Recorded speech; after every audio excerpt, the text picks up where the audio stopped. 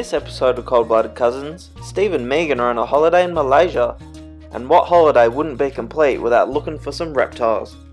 They start their trip off really well, as they spot a large Asian water monitor hanging around the hotel in Langkawi.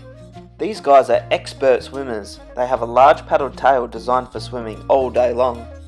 Steve wonders what this guy's up to, and it looks like he's after some fish.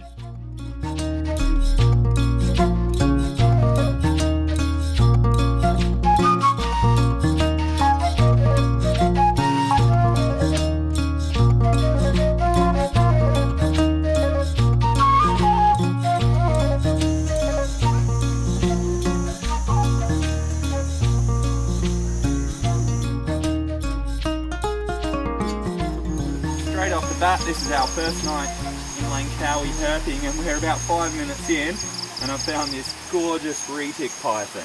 There we go. I'll bring him closer. What a beautiful Malaysian reticulated python. Iridescent, is young, maybe a year or two old. Yeah, we're just following this stream right near the hotel we're staying at. Oh my god. You know things are good when the first thing you find is a retic. He's putting the squeeze in on my hand, even a little one like that, he's making my veins bulge. That is absolutely awesome. A reticulated python is the first snake of the trip. Now, obviously the exciting thing about reticulated pythons is they grow to be the longest snake in the world. We found it right next to that toad. The unfortunate thing about these retics is that beautiful skin you see there gets made into shoes, bags, belts for rich people basically. While the trade has somewhat been banned in Malaysia, it still exists and it's still quite common throughout Southeast Asia. And the sad thing as well is the money doesn't even stay here. The money doesn't really go to the local people, they earn very little, but the skins sell for a ridiculous amount of money in Europe. Just so Westerners can wear something that looks pretty. I think that's such a great shame, because these snakes are absolutely gorgeous. The long snakes are highly prized for their skins, so we're actually seeing a decline in the really long ones. They're very, very rare these days. Though Malaysia is one of the good places to find a long one. I'm so excited that we found one already.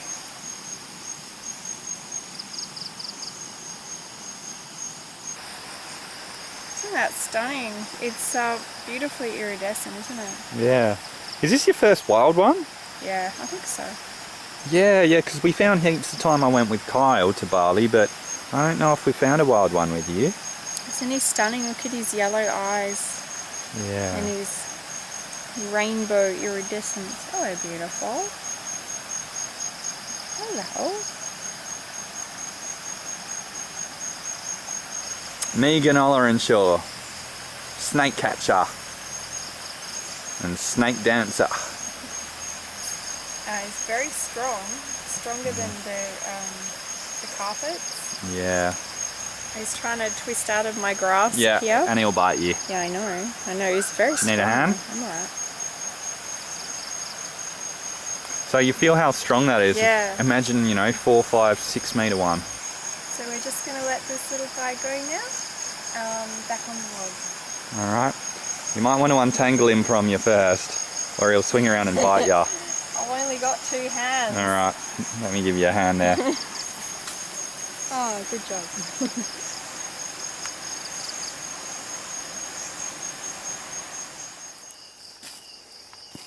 What you got there, Steve? Oh, Malaysian tokay gecko. But we saw the eye shine of this one. And it's a nice big one. One of the biggest, or at least buffiest ones I've seen.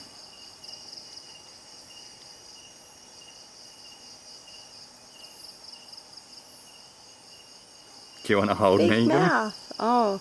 Probably not. Yeah, these guys love to bite me, but I'll give it a go. I love these guys, though they're bitey as all hell. One of the biggest geckos in the world. This one goes out for my main man, Argus. Is your friend. He wants to bite you. Looks like he's got a bit of a retained eye shed. They have scales over their eyes. And sometimes they struggle to lose it. You're just asking for a bite holding him that way. Yep. Oh my god. Can't believe it took us this long to find a tokay. Ah. Giant toad.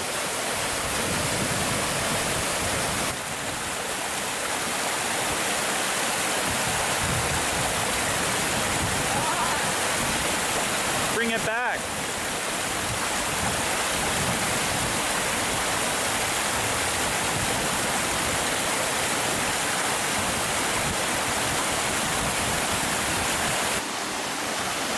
That thing is huge. That's the biggest toad I've seen in my life. Meegan's got the biggest toad we've ever seen. It's huge. He's like a cartoon toad, isn't he? Yeah, it seems pretty chilled. It's not trying to get away. No. That's a venom gland right there, you see? That Yeah, there? I thought that might be the case. They all have venom sac.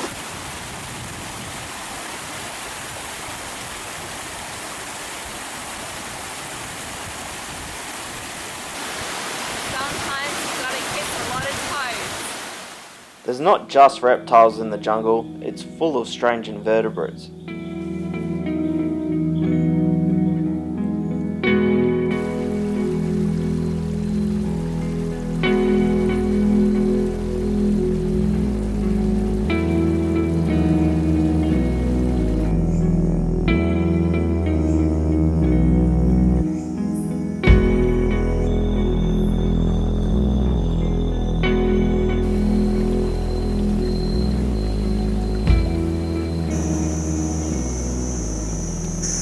Right, we got a giant scorpion just crossing the road. I just moved it off a bit. I'll move it further away.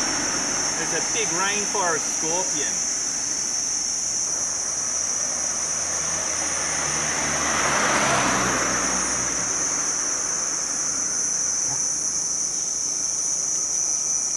I'm not exactly sure how venomous they are. I reckon they're probably not venomous at all, but best not to take a risk when you don't really know. I'm pretty sure I've seen people handle these all the time. It wants to go across that road, that's for sure.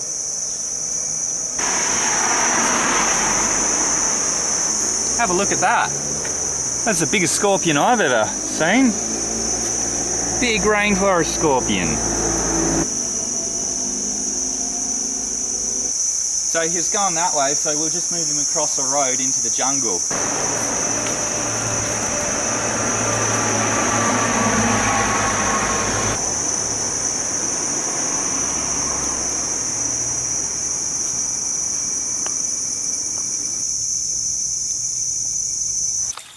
What you got, Meegan?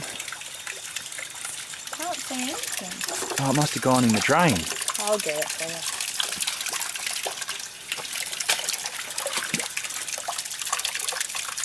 You see it?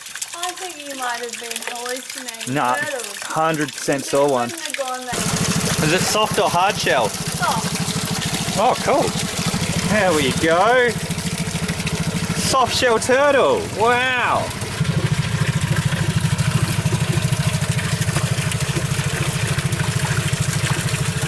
Oh, he's so cute, isn't he? Well, that looks so cute. Feel his shell. Yeah, I have.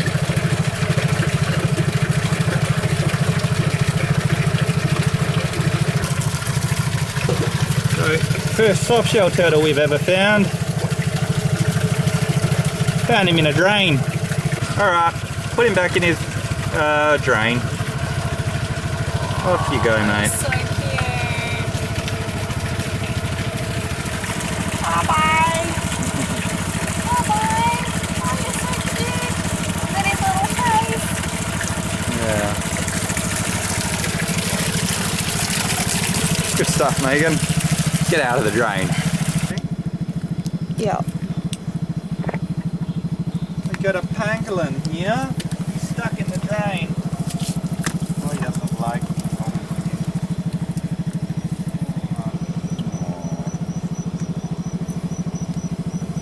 Isn't it cute? Oh, it's very cute. So poor little pangolins come down this hill and got stuck in the drain. Pretty rare to see these guys. Malaysian pangolins are critically endangered mammals that sadly are hunted for meat, clothing, and Chinese medicine. Because of this, it probably caused the SARS virus pandemic, with the wildlife being kept in poor conditions in the markets. This needs to end, as we all know what happened with coronavirus, and I feel sorry for these little pangolins. Ah, we're being attacked by monkeys! Steven! Ah! Ah! Ah! I think I can smell the durian. The bananas. Cack, cack, cack, cack, cack.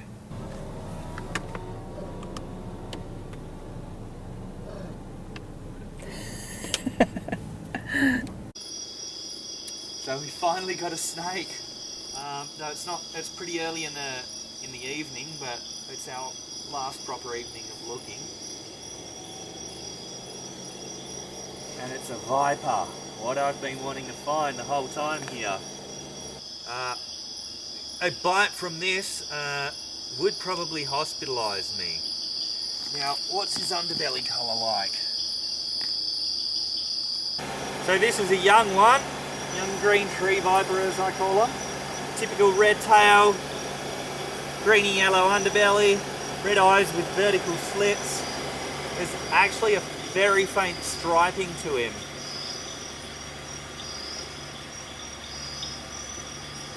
And it's going towards my hand again. So they're tree-dwelling species typically. This one's just crossing the road, and so we'll just help him across the road. But I'll get a photo first.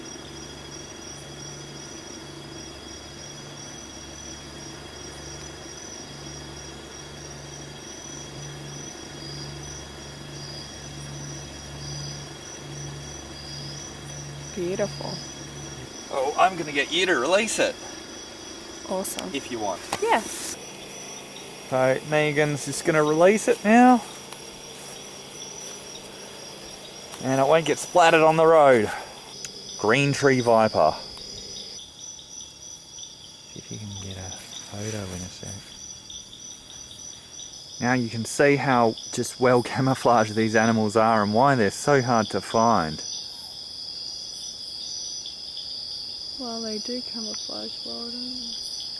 Those look like another bloody green vine. Steve now tries his luck walking in the jungle along this snaky looking creek.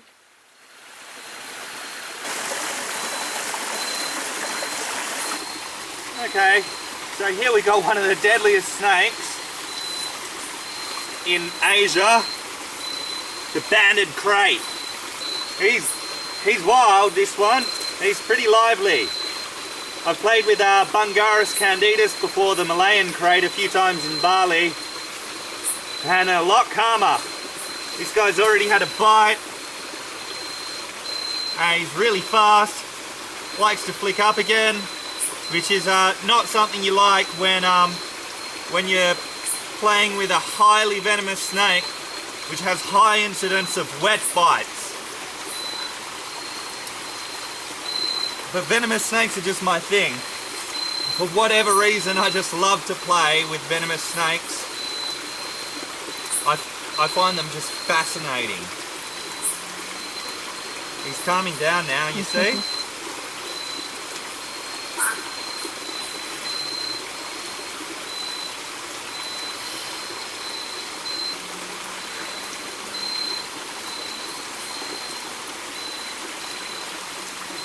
There we go. So this is a banded krait, Bungarus candidus.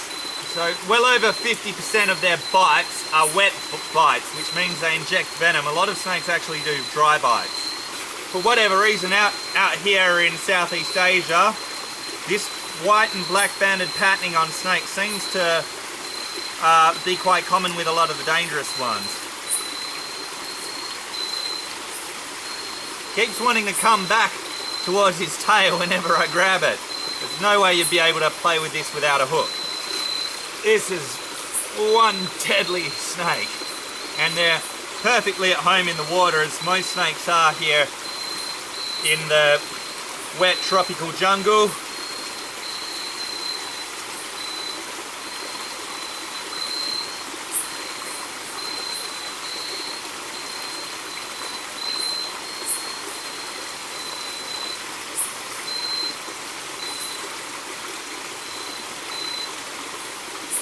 I think we've had enough of each other, and I'm just going to let him go on his way. And off into the jungle. Good hunting, mate.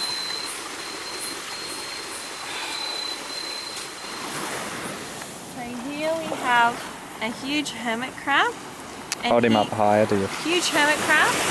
He is inhabiting the shell of an African land snail, which is very interesting. They must have gone a little while away from the beach to find these shells. Look at you, you're a big boy. Yes.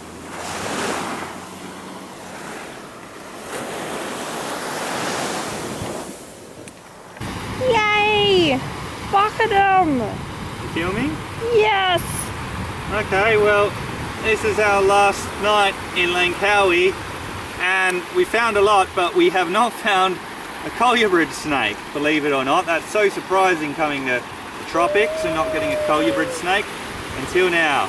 Yay! We got a pocketum, a dog-faced water snake. They feed on fish, don't have the head torches or anything. We've just gone out to a restaurant for dinner, and he's just sitting in the stream. It's interesting, I walked right to the crossover point between the salt water and the fresh water, and he's sitting right on the edge. So these are quite common in brackish tropical waters, you know, mangrove kind of areas. This is a bit lighter coloured than the ones I've found on Flores and Bali, but it might just be this individual. And as I said, they feed on fish, got the eyes on top of the head, so they can see out of water. And there's a good chance we might find another one around here because they seem to aggregate, or so basically congregate all in one area. Alright, well, I'm going to give Meegan a play because she's not ever handled one before. So Yay! there we go. No, let it go. Hang on. Yep. So we're just going to put this little guy back in the water.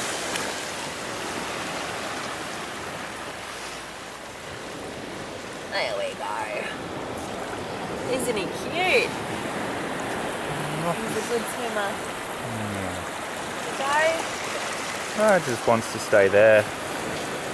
I know what it's doing.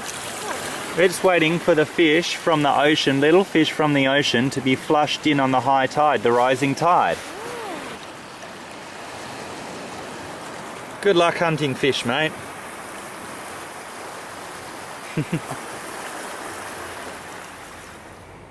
Steve and Meegan are now moving on from the island of Langkawi and head south to Penang Island. Malaysia is rich in different cultures and religions, and the food markets look so good.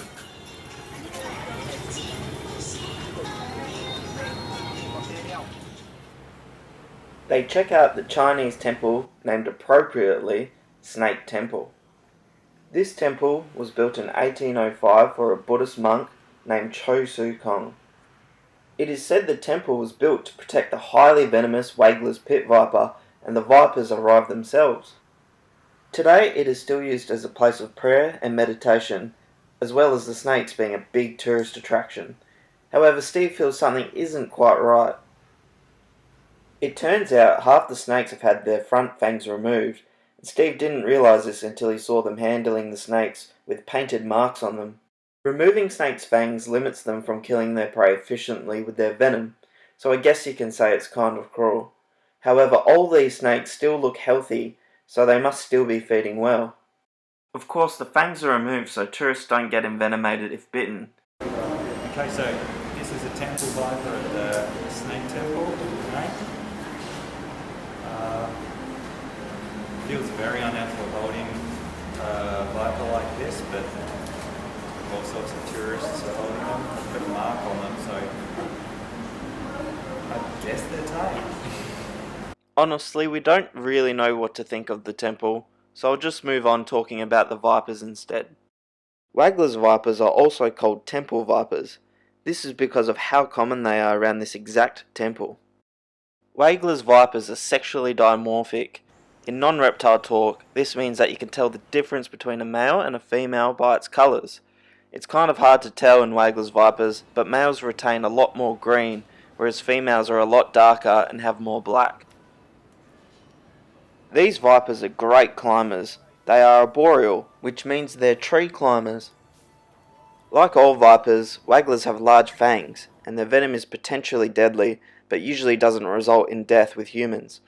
Bite victims have reported strong burning sensations after envenomation. Another part of snake temple is where they have a few snakes on display, and Stephen's here to specifically look at the Malaysian king cobras in captivity. These snakes are the world's longest venomous snake, and they have been recorded close to 6 meters. And if you're keen to see more footage of these stunning animals, we actually have a few videos on our channel of king cobras from Bali, so go have a look. Steve has been given special permission to get up close with these snakes. And no, they're not being kept in these boxes, they just use them to transport them from their enclosure. It's amazing how king cobras have influenced so many cultures over Asia, and you can see it everywhere. The next destination Steve and Meegan visit is the Penang War Museum, the largest war museum in Southeast Asia. Meegan getting back to our roots. Built in 1930, it was an outpost once run by the British in World War II, until there was a huge battle and the Japanese won in 1941. As they investigate the old war bunkers, to their surprise they actually find a wild Wagler's pit viper who has made its home here.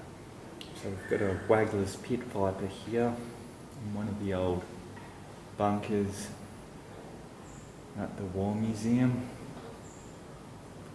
And the old British built World War II bunkers. This is the best example of a male Wagler's viper. Just look how green this one is, and there is no need for Steve to wrangle this snake, as it's pretty chilled out on his branch.